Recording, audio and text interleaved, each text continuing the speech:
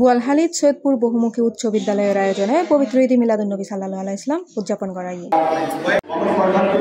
সেপ্টেম্বরের 21 তারিখ রবিবার উপজেলা সৈয়দপুর বহুমুখী উচ্চ বিদ্যালয়ের পরিচালনা পরিষদের সভাপতি এম মুর্শেদুল আলমের সভাপতিত্বে এবং সহকারী শিক্ষক মোহাম্মদ ইউনুস মিয়ার সঞ্চালনায় প্রধান অতিথি আছেন উপজেলা বিএনপির সাবেক যুগ্ম আহ্বায়ক আলহাজ এস এম সেলিম।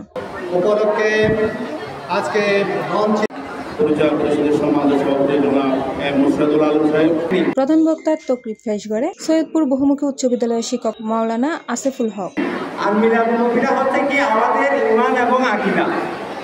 বিশেষ অতিথি আছেন সৈয়দপুর বহুমুখী উচ্চ বিদ্যালয়ের অভিভাবক সদস্য এস এম খালেদ। অন্যান্য দলের মধ্যে উপস্থিত আছেন বিদ্যালয়ের প্রধান শিক্ষক এস এম জামানুল ইসলাম। অন্যান্য দলের মধ্যে উপস্থিত আছেন রণজিৎ কুমার ধর, মোহাম্মদ রাজীব উদ্দিন, আব্দুল রাজ্জাক, দক্ষিণ জেলা যুবদলের যুগ্ম সম্পাদক আব্দুল মান্নান, তসলিম উদ্দিন চৌধুরী, এস এম জসিম, মোহাম্মদ শফি, নুরুল উল্লাহ, আসিবুল্লাহ বাহার, আজাদ, শফিক সওদাগর, রহমতুল্লাহ, মোহাম্মদ শিবলু, মোহাম্মদ মিনহা, মোহাম্মদ ফয়সাল সহ আরো কেউ।